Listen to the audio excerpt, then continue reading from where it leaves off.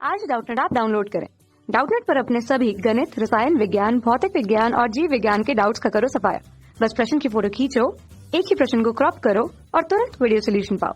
अभी डाउनलोड करें। क्वेश्चन हमारे पास है कि किसी वृत्ताकार डिस्क की त्रिज्या स्मॉल बी है। इसमें एक छिद्र इसके केंद्र पर बना हुआ है जिसकी त्रिज्या स्मॉल ए है। अब यदि डिस्क के प्रत्याकांक क्षेत्रफल का द्रव्यमान हमें सिग्मा नॉट बटे आर के अनुसार परिवर्तित होता है, ये कहा जा रहा है, तो इसके केंद्र से गुजरने वाले अक्ष के परितः डिस्क की परिभ्रमण त्रिज्या कितनी होगी, ये पूछा गया है। ठीक, तो हमें उसका मान बताना है कि परिभ्रमण त्रिज्या का मान कितना है। ऑप्शंस पे ये मान हमें दिए हुए हैं, 4 ऑप्शंस हमारे पास हैं और डायग्राम हमें दिया हुआ है। ठीक है, तो डायग्राम से हम पहले समझें। तो सबसे पहले हमारे पास एक वृत्ताकार डिस्क जिसके लिए उसकी त्रिज्या स्मॉल वी थी। ठीक, पहले प्रारंभिक रूप से। अब बोला है कि एक छिद्र इसके केंद्र पर बना हुआ है जिसकी त्रिज्या ए है, तो ए भी हमें दिख रहा है।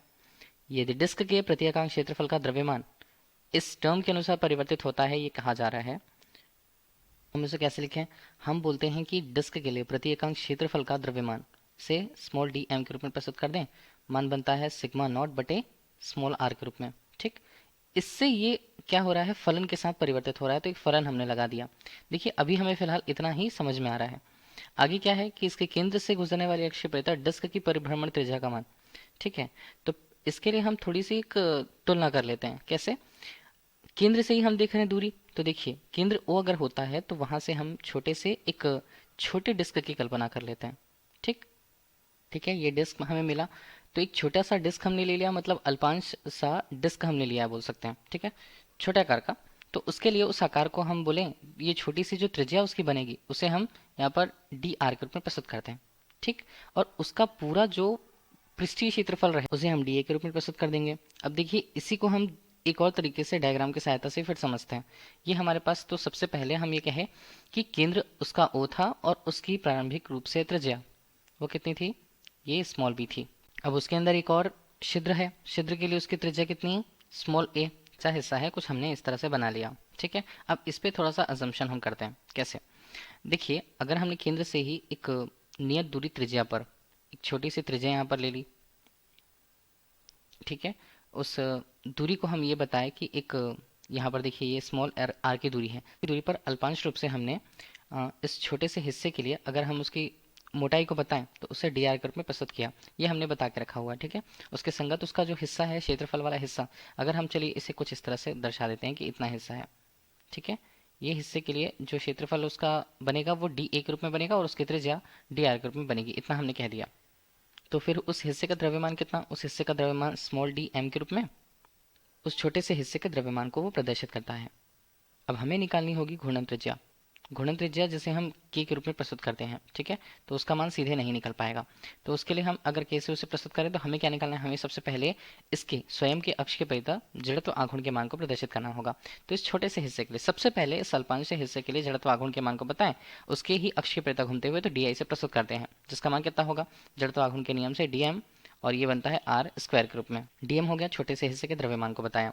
तो डी आई के रूप में अगर हम उसे लिखें आगे, तो डीएम को क्या लिखा जा सकता है, और क्या लिखा जा सकता है इसे, इसे हम लिख सकते हैं, देखिए सिग्मा बटे आर हमें क्या बताया है कि प्रति एकांक क्षेत्रफल का द्रव्यमान है वो। ठीक, जो सिग्मा नॉट बटे आर के फलन के रूप में है, तो इसे अगर हम सिग्मा ले लें प्रति क्षेत्रफल पर द्रव्यमान के मान को, और डीएम यहाँ पर है, तो उसे कुल मिला करके देखिए ये हमने क्या बोल दिया, ये छोटा सा हिस्सा और उसका पूरा क्षेत्रफल कितना है, ये हमारे पास बनता है डी ए के रूप में। डी ए हमारे पास हो जाता और ये हमारे पास बोलता है आर स्क्वायर के रूप में। तो डी आई का मान हमारे पास कितना हो जाएगा, आर सिग्मा, सिग्मा को हम क्या लिखते हैं, सिग्मा नॉट बटे स्मॉल आर के रूप में। डी ए को हम क्या लिखते हैं, 2 पाई आर डी आर के रूप में। ठीक है, बाहर पे बचा हुआ है आर स्क्वायर, यहाँ से अंदर आर और आर के मान कट जाएंगे। ठीक है ना, तो हमारे पास बनेगा क्या, हमारे पास बनेगा डी आई। डी आई का मान कितना, sigma naught 2 pi small D R के रूप में। ठीक, और ये क्या बनता है, आर स्क्वायर। हमारे पास हुआ है उस छोटे से हिस्से के लिए उसके जड़त्व आघूर्ण का मान केंद्र ओ के परितः।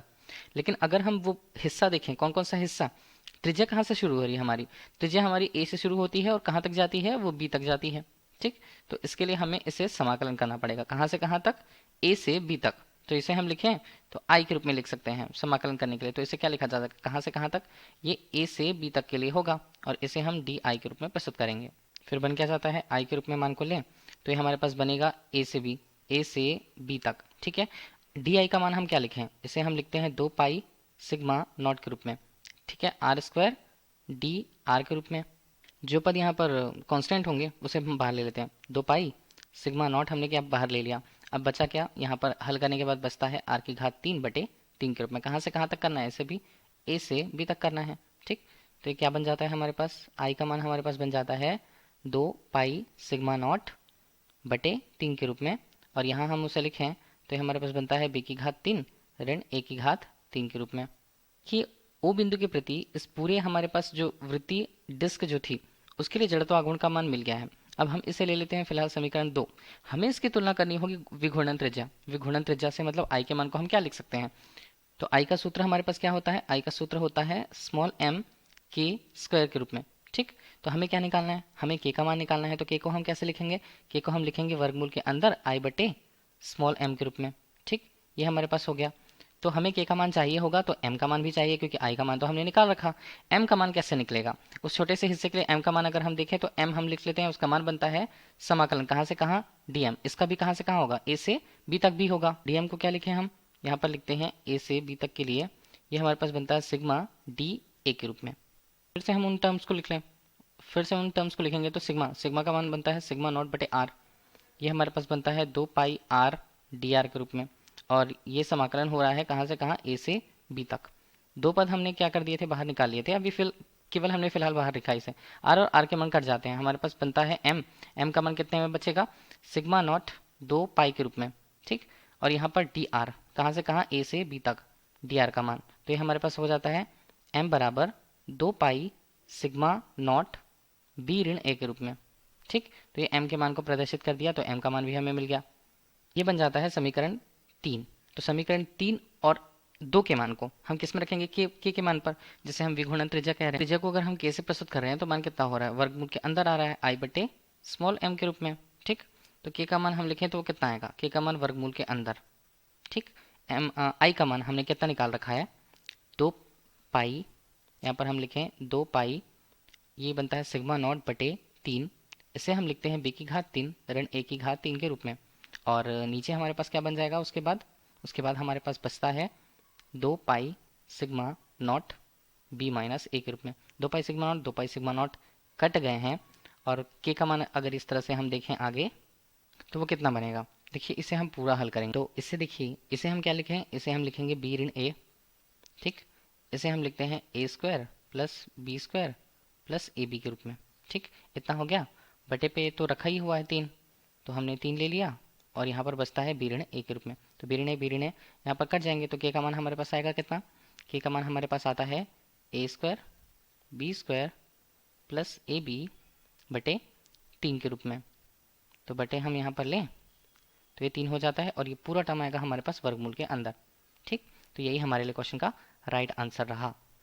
इसे ही हम चेक करें कि हमें मिल कहाँ रहा है, तो हमें मिल रहा है ऑप्शन नंबर सी पर। तो ऑप्शन नंबर सी क्वेश्चन का राइट आंसर। Thank you.